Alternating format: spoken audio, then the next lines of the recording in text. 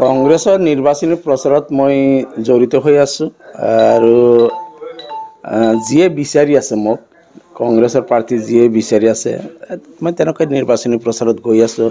কেইদিনমান আগতে আমাৰ গুৱাহাটী লোকসভাৰ প্ৰাৰ্থী মীৰা বৰঠাকুৰ গোস্বামী বাইদেউ আহিছিল, তেখেতৰ লগত গোৱালপাৰা পশ্চিম সমষ্টিৰ যিখিনি অংশ গোটেইখিনিত মই একেলগে থাকি নিৰ্বাচনী প্ৰচাৰত অংশ লৈছোঁ।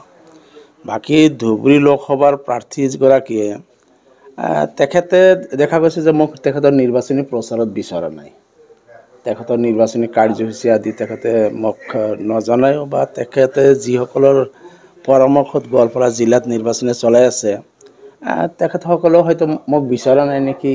যে আজি যে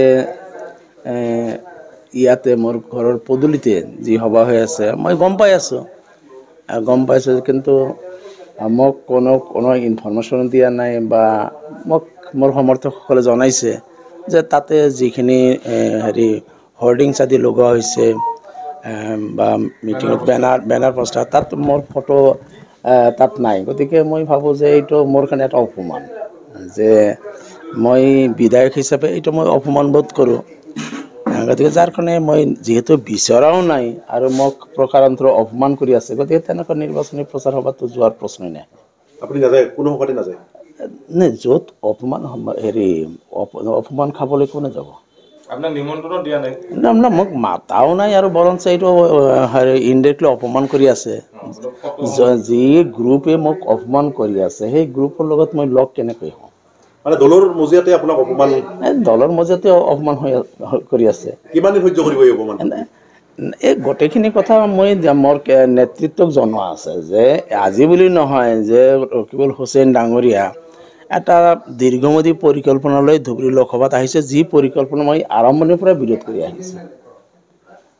গোৱালপাৰা জিলা কংগ্ৰেছৰ সভাপতি নিযুক্তিৰ সময়ৰ পৰা গোৱালপাৰা জিলা কংগ্ৰেছ কমিটিৰ গঠন, লখিমপুৰ ব্লক কংগ্ৰেছ কমিটিৰ সভাপতিক মোৰ বিৰুদ্ধে ব্যৱহাৰ কৰা, এই গোটেইখিনি কথা দীৰ্ঘম্যাদী এটা পৰিকল্পনা। যে ডিলিমিটেশ্যনৰ যেতিয়া অলপ কি হয় সেই সময়তে মোৰ মানুহ তেখেতসকলে বিভিন্ন প্ৰলোভন দি মোৰ পৰা আঁতৰাই নি বেলেগৰ লগত গতাই দিয়া, বেলেগ লিডাৰৰ লগত গতাই দিয়া, মোৰ অনুগামী যিবিলাক আছে মোৰ সমৰ্থকসকলক বিভিন্ন প্ৰলোভন দি পেলাই মোৰ পৰা আঁতৰাই নি বেলেগক গতাই দিয়া, এই প্ৰক্ৰিয়াটো মই বহুদিনৰ পৰা লক্ষ্য কৰিছোঁ। আৰু এই কথাখিনি প্ৰদেশ কংগ্ৰেছক বা নিখিল ভাৰত কংগ্ৰেছ কমিটিৰ নেতৃত্বক মই লিখিতভাৱে মৌখিকভাৱে কেইবাবাৰো জনাইছোঁ। আৰু যোৱা এই প্ৰাৰ্থী বাছনিৰ ক্ষেত্ৰত মোৰ এটা সুকীয়া মতামত আছিল। সুকীয়া মতামত এইটোৱে আছিল যে এই সমষ্টিটো মিয়া বসতি প্ৰধান আৰু মিয়াসকলে প্ৰতিনিধিত্ব কৰিব পৰা এটাই মাত্ৰ সমষ্টি। অসমৰ প্ৰায় 1.5 কোটি মুছলমানৰ 80 লাখে হৈছে মিয়া মুছলমান, আৰু মিয়া মুছলমানৰ এজন প্ৰাৰ্থী হোৱাটো মই যথেষ্ট আশা কৰিছিলোঁ আৰু বিচাৰিছিলোঁ, নেতৃত্বক তেনেকৈ কৈছিলোঁ। মানে দেখা গ'ল যে সেই কথাখিনি দলে মানি নল'ল। ঠিক আছে, মানি লোৱা নাই, দলে যি সিদ্ধান্ত লৈছে সেইমতে কাম কৰিব লাগিব। কিন্তু ৰকিবুল হুছেইন ডাঙৰীয়াই প্ৰাৰ্থী বাছনি হোৱাৰ পিছতে দেখা গ'ল যে মোক গোৱালপাৰা জিলাত তেখেতে একমোডেট কৰিব নোৱাৰে। তেখেতৰ কেইবাজন সতীৰ্থ বিধায়কক লৈ যেতিয়া বহিছিলোঁ তেখেতক মই স্পষ্টভাৱে কৈছিলোঁ যে আপুনিতো ইতিমধ্যে গোৱালপাৰা জিলাৰ 2টা সাধাৰণ সমষ্টিৰ কাৰণে 2জন ব্যক্তি আপুনি বাছনি লৈছে, যিসকলক আপুনি কেতিয়াও এৰিব নোৱাৰে। তেতিয়া মোক তেখেতে ইনডিৰেক্টলি বৰপেটা জিলাৰ আশা দেখুৱায়। মই বৰপেটা জিলাত কিয় যাম? মানুহ য'ত জন্মে তাতেই মৃত্যু হ'ব বিচাৰে, সেইটো চবৰে বাসনা দেই। সদায় জন্মস্থানত মৃত্যু হোৱাটো কামনা কৰে প্ৰত্যেকজন ব্যক্তিয়ে। মোৰ ৰাজনৈতিক জন্ম গোৱালপাৰা জিলাত, ন' ডাউট মই ৰচিদ মণ্ডল হিচাপে বৰপেটা জিলাত জন্ম লৈছোঁ, কিন্তু মোৰ কৰ্ম জগতখন হৈছে গোৱালপাৰা জিলা। 20 বছৰ কাল মই এই জিলাত চাকৰি কৰিছোঁ। আজি যদি ৰাজনীতিত প্ৰতিষ্ঠা লাভ কৰিছোঁ 20 বছৰ মোৰ চাকৰি কালৰ এজন সাধাৰণ কনিষ্ঠ অভিযন্তা হিচাপে, মই ডাঙৰ চাকৰি কৰা নাছিলোঁ, সাধাৰণ কনিষ্ঠ অভিযন্তা এজন আছিলোঁ। DRDৰ কনিষ্ঠ অভিযন্তা আছিলোঁ, গাঁৱৰ মানুহৰ মাজত কাম কৰাৰ সুযোগ পাইছিলোঁ, আৰু সেইখিনি আছিল মোৰ প্ৰতিষ্ঠা লাভৰ ৰাস্তা, সেইটো আছিল মোৰ ষ্টেপ। গতিকে 20 বছৰ চাকৰিৰ যদি কৰ্মসূত্ৰে মই ইয়াতে ৰাজনীতিত প্ৰতিষ্ঠা লাভ কৰোঁ, অৰ্থাৎ ৰাজনৈতিকভাৱে মই গোৱালপাৰা জিলাত জন্ম লাভ কৰোঁ। গোৱালপাৰা জিলাই মোক জন্ম দিয়ে। কোনে জন্মদাতাৰ কোলাৰ পৰা দূৰত গৈ মৃত্যুবৰণ কৰিব খোজে? আৰু ৰাজনীতিত মোৰ বয়স হৈছে, এতিয়াতো আৰু কিমান বছৰ মই ৰাজনীতিত থাকিম। গতিকে ৰাজনৈতিকভাৱে বৃদ্ধ অৱস্থাত মই বেলেগ ঠাইত মৃত্যুবৰণ কৰিবলৈ যাম জানো? আৰু কোনোবাই মোক বিচাৰিলে মই নাযাম নহয়।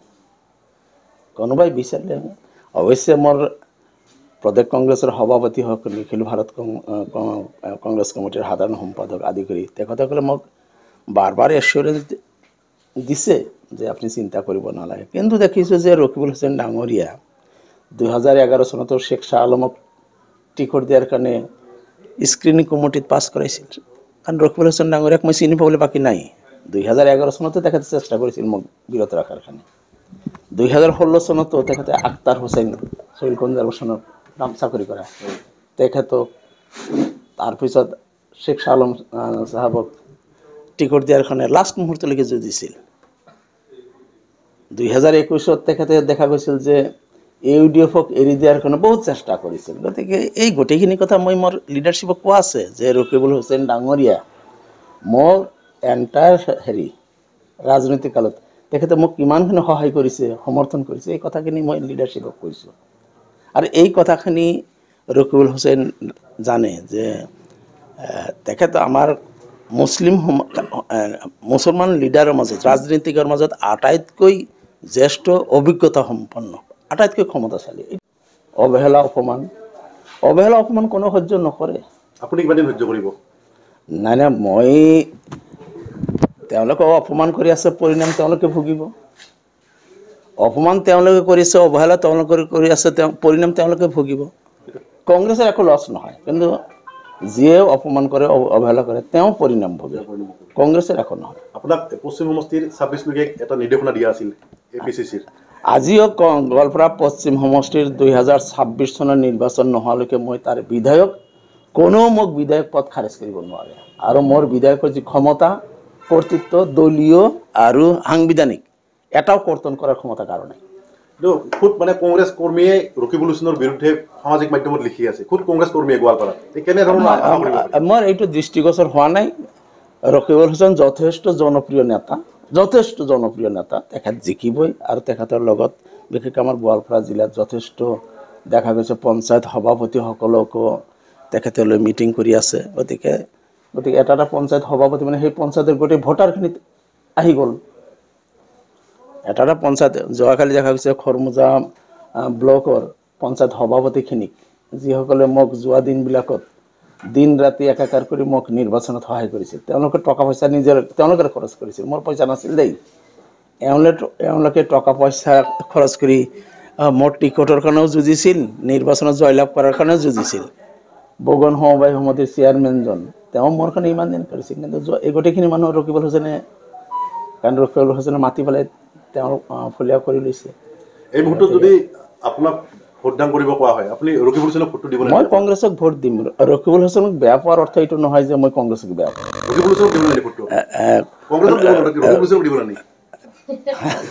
মই কংগ্ৰেছক ভোট দিম। ৰকিবুল হুছেইনক নিদিয়ে? না, এইটো কোৱা নাই। মই কংগ্ৰেছৰ এজন বিধায়ক, কংগ্ৰেছৰ এজন দায়িত্বশীল ব্যক্তি। গতিকে কংগ্ৰেছ বাদে বেলেগ চিন্তাই কৰিব নোৱাৰে।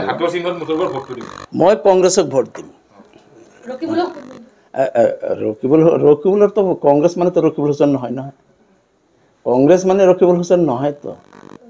কেইবা কোটি কংগ্ৰেছীৰ মাজত ৰকিবুল হুছেইন এজন। ন' ডাউট অসমত ৰকিবুল হুছেইন আটাইতকৈ শক্তিশালী কংগ্ৰেছী। মুখ্যমন্ত্ৰীয়ে কৈছে ৰকিবুল হুছেইন মানে জিকিলে কাজিৰঙাৰ এটা তেওঁলোকে দুই বন্ধুৰ কথা, আপোনালোকে জানে তেওঁলোকে দুইজন বন্ধু।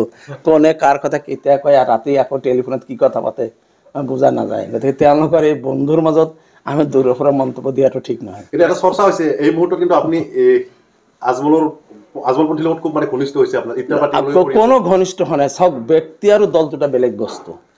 আজমল যেতিয়া ব্যক্তি হিচাপে কথা ক'ব, তেতিয়া তেওঁৰ বহুত কথাই আছে। দল হিচাপে আমি UDFৰ বিৰোধিতা কৰিছোঁ, কিন্তু ব্যক্তি হিচাপে আজমলে অসমৰ ৰাইজৰ কাৰণে কি কৰিছে আৰু ৰকিবুলে কি কৰিছে এইটো অসমৰ ৰাইজে নজনা নহয়। অসমৰ মুছলমান মানুহ ইমান বুৰ্বক নহয়তো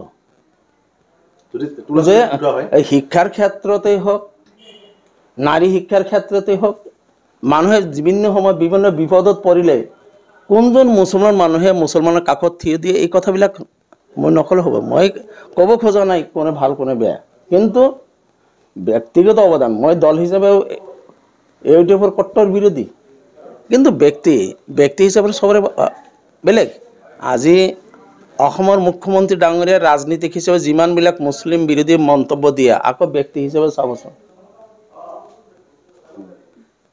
প্ৰত্যেকজন মানুহৰ ব্যক্তিগত জীৱন এটা বেলেগ ৰাজনৈতিক যেতিয়া মই ৰাজনীতিত থাকিম এটা দলত থাকিম দলৰ নীতি আদৰ্শ মতেই যাব লাগিব আৰু যেতিয়া মই ব্যক্তি হিচাপে চলিম তেতিয়া মোৰ ব্যক্তিত্ব যিটো মোৰ ব্যক্তিগত কাৰণ এতিয়া কংগ্ৰেছত মোৰ ব্যক্তিগত অনুমতি সব ক'ব নোৱাৰো মই কংগ্ৰেছৰ মতেই যাব লাগিব কংগ্ৰেছৰ যি সংবিধান সেই মতেই যাব লাগিব মোৰ ব্যক্তিগত কথাটো মোৰ ব্যক্তিগতই গতিকে এতিয়া মোক যে ভোট দিছিল যোৱা দিনবিলাকত অকল কংগ্ৰেছী লগে লগে মোৰ ব্যক্তিগত জীৱনটো আছে গতিকে এই নিৰ্বাচনত ৰকিবুল হুছেইন ডাঙৰীয়াৰ দল আৰু তেখেতৰ ব্যক্তিগত জীৱনটো মানুহে মূল্যায়ন কৰিব ঠিক তেনেকৈ বদৰুদ্দিন আজমলৰ দল আৰু ব্যক্তিগত জীৱনটো মানুহে মূল্যায়ন কৰিব গতিকে ৰাইজে সিদ্ধান্ত ল'ব ৰাইজৰ মইতো আৰু অন্তৰ্জামী নহয় যে ৰাইজে কি বুজি আছে মই ৰাইজৰ মাজত তেনেকৈ যোৱাও নাই মই কিন্তু মোৰ সমষ্টিৰ ৰাইজ মানুহৰ লগত আপুনি আছো প্ৰথমে কৈছে যে ৰকিবুল হুছেইনে আপোনাক অপমান কৰি আছে এই সন্দৰ্ভত আপুনি এপিচিচিক জনাব নাই জনাইছো ৰকিবুল হুছেইন ডাঙৰীয়াই তেখেতে বৈষম্যমূলক তেখেতৰ আচৰণ তেখেতে মোক কৰা অৱহেলা বা অপমান এই কথাখিনি প্ৰদেশ কংগ্ৰেছ আৰু নিখিল ভাৰত কংগ্ৰেছ কমিটি দুয়ো ঠাইতো জনোৱা আছে আনকি মোৰ যিটো দলীয় সাংগঠনিক ক্ষমতা কৰ্তন কৰি জিলা কংগ্ৰেছক মোৰ বিৰুদ্ধে যেনেকৈ ব্যৱহাৰ কৰিছে এইবিলাকো জনাইছো যে একচুৱেলি এইবিলাক দল বিৰোধী কাম আৰু এই দল বিৰোধী নিৰ্বাচনৰ সময়ত দল বিৰোধী কাম অকল সদস্যই নহয় প্ৰাৰ্থীৰো হ'ব পাৰে দল বিৰোধী কাম আজি যদি তেখেতে ইচ্ছাকৃতভাৱে যদি পৰাজয়কৰণ কৰে তাৰ কাৰণে তেওঁ দায়ী হ'ব তেওঁ নিজে প্ৰাৰ্থীয়ে নিজে দল বিৰোধী কাম কৰি পেলাই নিজে ইচ্ছাকৃতভাৱে যদি পৰাজয় বৰণ কৰি কংগ্ৰেছক ক্ষতি কৰে তাৰ কাৰণে তেওঁ দায়ী হ'ব আৰু এই কথাবিলাক নিশ্চিতভাৱে পাৰ্টীৰ হাইকমাণ্ডক জনোৱা হ'ব যে দল বিৰোধী কাম কোনে কৰিছে দলৰ সদস্যসকলক এজিটেটেড কোনে কৰিছে কাৰণ মই পৰাজয়টো ডাইৰেক্ট হ'ব নোৱাৰোঁ জানো কংগ্ৰেছৰ ভাল গতিকে মই এনেকুৱা কিছুমান কাম কৰিব লাগিব যাতে দলীয় মানুহবিলাক বিক্ষুব্ধ হৈ যায় মই এইটো বিচৰাও নাই গোৱালপাৰা জিলা কংগ্ৰেছ কমিটি গঠন হোৱা দিনৰ পৰা ইয়াতে কিছুমান আছে কিছুমান অসুবিধা যিটো আপোনাক ক'ব নোৱাৰোঁ কিন্তু মই সদায় মই সমষ্টি মই যিখিনি অঞ্চলৰ প্ৰতিনিধিত্ব কৰে সেইখিনি অঞ্চলৰ সাংবিধানিক আৰু দলীয় অভিভাৱকত্ব লৈ আহিছোঁ এতিয়াও অভিভাৱক হিচাপে আছোঁ ভোটদানৰ ক্ষেত্ৰত কি ক'ব আপুনি ভোটদানটো এইটো সম্পূৰ্ণ এটা গোপনীয় বস্তু ৰাজহুৱাকৈ তেনেকৈ নকওঁ কাৰণ এই মুহূৰ্তত যিহেতু কিছু মান অপমান এইবিলাক কথা চলি আছে কথাখিনি কথা আনিব নোৱাৰোঁ